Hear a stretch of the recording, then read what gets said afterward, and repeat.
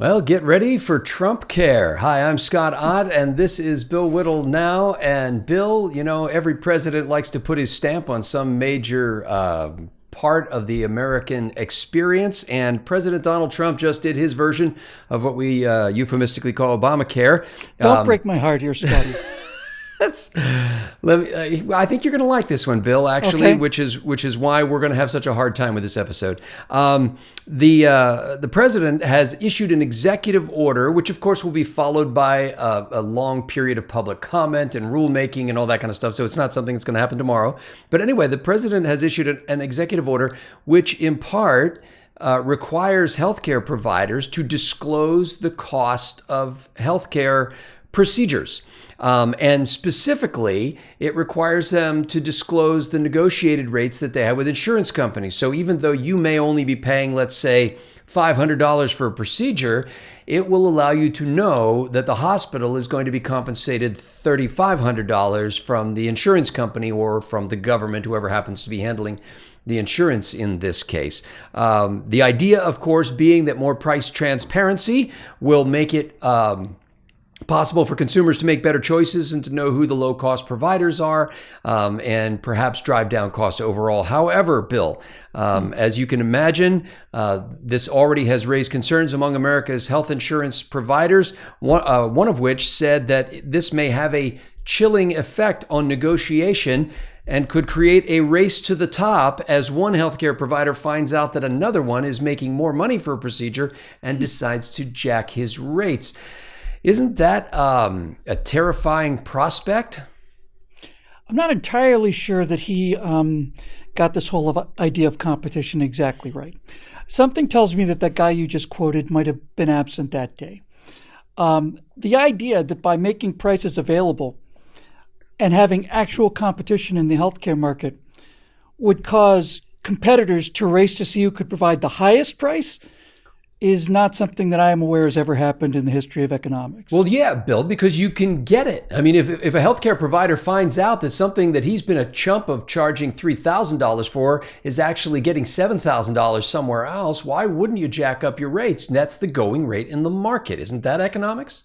No, there's not. The entire healthcare system in the United States is not only has nothing to do with economics, it is by, I think, any reasonable definition, textbook example of anti-economics. There's no economics in healthcare today, which is why a 2-cent aspirin costs $20 when it's billed through your insurance.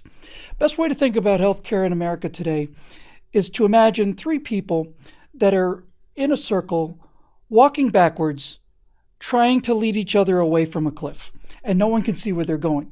They can only see the person in front of them, but they're not heading in that direction. They're going the other way. Here's what I mean by that. You take a dollar's worth of health care and you write a check to the insurance agency or whatever. They take 33 cents. 33 cents of that remaining 66 cents goes to the government in terms of all of the Medicare and all the rest of this standing army that has to be paid. So a third goes to the government. So these numbers are almost exactly to the penny correct. A third goes to the insurance company and their standing army. And about a third goes to the doctor's office, who, of course, has to hire additional personnel to deal with the government standing army and probably another 2 or 3 people to deal with the insurance company's standing army. So this is nothing like economics because, well, for the simple reason that these prices are not known. You cannot call a system where you go to buy a car and you never get to find out how much the car costs or what kind of car it is until you finish signing the dotted line for it. I don't think many people would put up with that in the real world, but we're forced to put up with it in the world of insurance. So I say hallelujah. And I get the feeling that if this guy thinks that by making prices transparent, that means we'll all just race to the top, he's got another thing coming. And by the way, Scott, do you actually expect me to believe that one insurance company doesn't know what another insurance company is getting paid? Do you really expect that? Well, here's the thing about that, because what the Secretary of Health is and Human Services, I believe, made this comment, although I could be wrong in the attribution there. I apologize to the entire Trump administration if I am. But basically what they said is, we're not really talking about providing any new kind of information that isn't already being provided. We're talking about providing that information at a different time. For example, when you go to the doctor now or go to the hospital now, you receive in the mail several weeks after that an explanation of benefits. The explanation of benefits says how much the insurance company paid and how much you are expected to pay, if at all. And so we're talking about introducing that at an earlier stage of the game. But, Bill, conservatives have been saying for years that this whole healthcare business ought to be between the healthcare provider and the patient. And yet here is another comment from Tom Nichols, Executive Vice President of the American Hospital Association, a healthcare provider, saying we would be very much opposed to disclosure of privately negotiated rates. Yeah, I bet he would be. I bet he would be very much against it. So basically what you're saying is, by disclosing this information at a different time, that's kind of like the guy selling the car having to disclose the price of the car to you before you actually buy the car. Well, and it's even more than that. The guy who was selling the car to you would have to disclose the price that he paid for the car, as well as the price that you're paying for the car. As opposed to the current system where you go down to a car lot, you are shown a bunch of vehicles that look more or less the same. You go in, you sign on the dotted line, you put down your down payment, and then afterwards, a letter arrives at your door telling you the name of the car you bought and how much you actually paid for it now that you're committed to it. Well, actually, I think what you get is a sticker on the side of the car that shows you in detail the price of every single aspect of that vehicle before you buy the car. Let's not split hairs surgically here, Scotty. What we're really dealing here is transparency. And this is why the insurance companies are against it. It's why the government's against it. It's why everybody involved in this loop, except for the actual doctors, are against it. And by the way, I refuse to use the term healthcare provider because that term is another bureaucratic term designed to make sure that your health care will be administered by somebody who may or may not be a doctor, but is certainly up on the bureaucracy. Well, it is a catch-all term that includes nurses, nurse practitioners, and nurse anesthetists, people like that. Okay. I still find it to be a little vague for my personal taste. However, by doing something with an executive order that the Congress certainly should have done with legislation, they are pulling the cover off of this three-way. It's a scam. I would call it a scam. Two legs of the three legs are in on the scam. The government gets a third of your healthcare dollars. They're very happy about that, and they keep increasing the regulations in Medicare and all the rest of it to make sure they get their 33 cents. The insurance companies are charging $20 for a single aspirin pill that costs 2 cents. So they're interested in keeping their 33 cents of it. And the only person who's not happy about this is the doctor's office, because now he's only getting a third of what he got. He's getting a third of your actual healthcare dollars. So he has to see 3 times as many patients, or for, 1/3 the amount of time. And so by showing the American people what the bill actually looks like before they pay it, this is the first step. It is not the final step, but it is the first step in bringing a lot of disinfecting sunlight into this situation, into this creation that started with Franklin Roosevelt and caps on salaries and all of these other completely economically insane ideas during the Depression, where he would basically say, we're going to limit the salary you can pay somebody, and then the only way to get somebody good would be for your company to provide you with health care as a way of sort of cheating the salary caps. This is the lunar eclipse that this thing was born under, and it's got to go. And the way for it to go is for people to understand just how much money is charged for such simple things. Now, there's a study that I read not too long ago. It was dealing with an outpatient clinic, It wasn't a full medical center hospital, but they would do surgery there. And what they had decided to do was they had decided to publicize their rates. And I forget the exact number, but it's pretty close to this. If you were to have carpal tunnel surgery on one of your arms, the insurance company would be billed $25,000 for that. If you elected to pay cash, the cost would be $2,500. Because by paying cash, you eliminate so much red tape and superfluous heat that the hospital was still actually making a profit. And they get their money price. now instead of 6 months to Get a year it from now. now. Yes, exactly right. So Bill, so far, I mean, frankly, I don't mean this as an insult, but you are merely a patient. You're merely a consumer. When I've already quoted somebody from the insurance industry, I've quoted somebody from the hospital industry, and now I'm going to give you one more that should seal the deal for you. This is from the Kaiser Family Foundation, which is a big research and think tank that has to do with healthcare. In fact, co-sponsors a lot of news reports that you hear like on places like NPR. Gary Claxton, vice president with the nonprofit Kaiser Family Foundation. And by the way, this previous quotes I gave you were from the New York Times. This is from NBC News. And Gary Claxton says that consumers are more interested in quality than in the cost of care. And here's his quote: "People who spend the most money are really sick.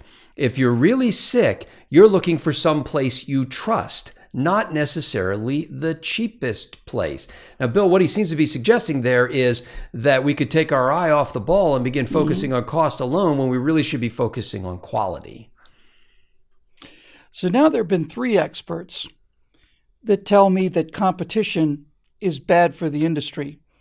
And here I am, just a regular Joe, and this leads me to the conclusion that I've come to many, many times before, and that conclusion is, ain't America grand?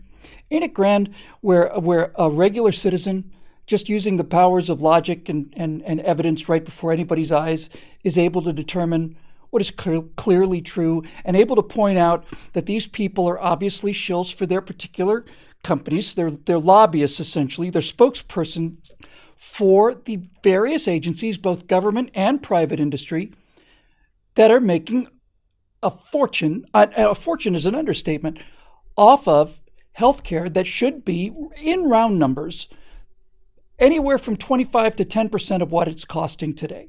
So, of course they're worried. Of course they are. And of course they're talking about it being a catastrophe. I have to tell you, if either the government end of it, with Medicare and Health and Human Services, and or the insurance company groups were saying that this was a great idea, I'd be terrified.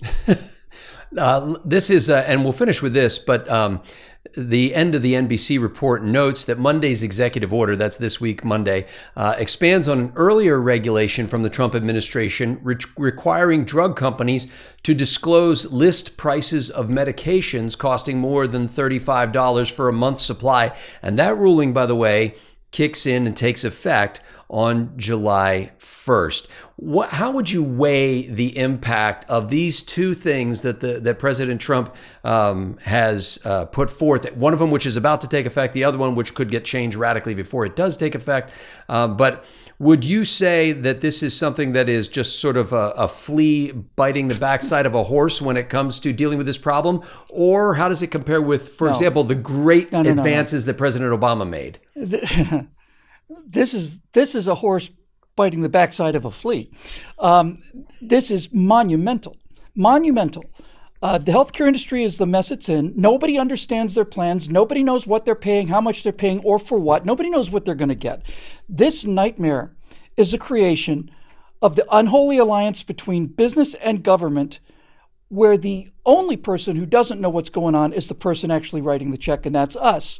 So this is not a flea bite. On the contrary, it is the beginning of the salvation, not only of the American healthcare system, but of the entire American way of life.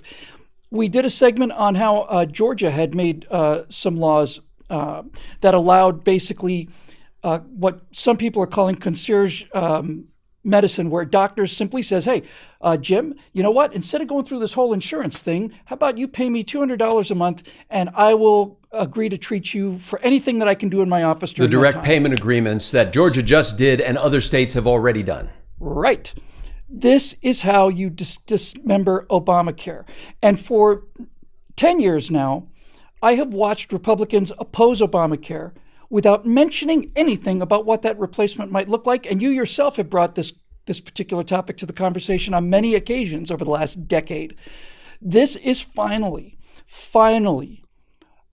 going to make the system collapse under its own weight by allowing a little bit of sunlight in there so people can see what's going on behind the curtain.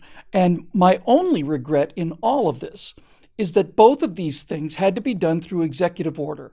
My revulsion at executive order in the place of legislation is not abated by the fact that this is starting to undo an enormous amount of damage. This is the kind of thing that should have been legislation and should have been legislation from the beginning. And the idea that somehow it's in the public's interest to not know what their money is being spent on as it's being taken away from them by force is the kind of elitist idea that got us into all this trouble, and also the kind of elitist thinking that Donald Trump, despite his many flaws, seems absolutely determined to smash. And here's the reason that people talk about Donald Trump as a bull in a china shop, Scotty. They talk that way because they own the china shop. Bill, it occurs to me that, as you said that it may not just be the patients who are now discovering what the actual costs of their procedures are going to be. It may be the, dare I say, healthcare providers themselves. Imagine. It's almost enough.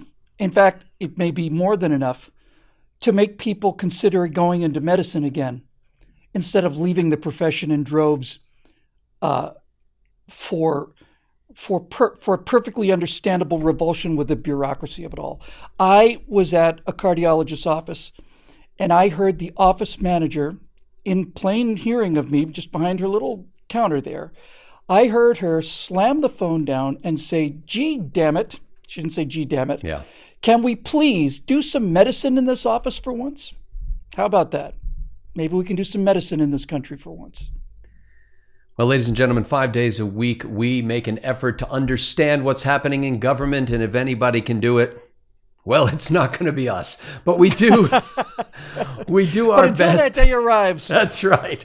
Meanwhile, we will talk about what is in the news of the day. And we do that only because of the members at BillWhittle.com who make it possible, who actually pay the freight for this load, and we appreciate that. Our prices are up front. If you go to BillWhittle.com and click that Become a Member link, you can see exactly what we ask of you to make that commitment to become a member.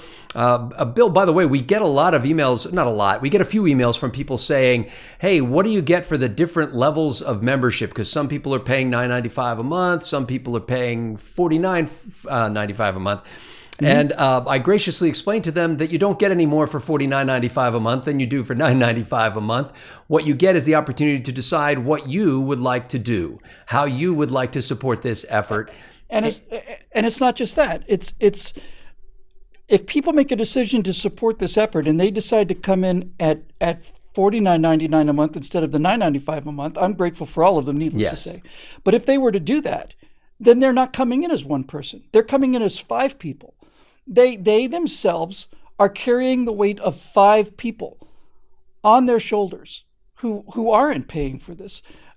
It is enormously important to all of us and deeply appreciated by every one of us. Well, we're grateful for those members who make this possible. So for Bill Whittle, I'm Scott Ott. Thanks to the members at BillWhittle.com.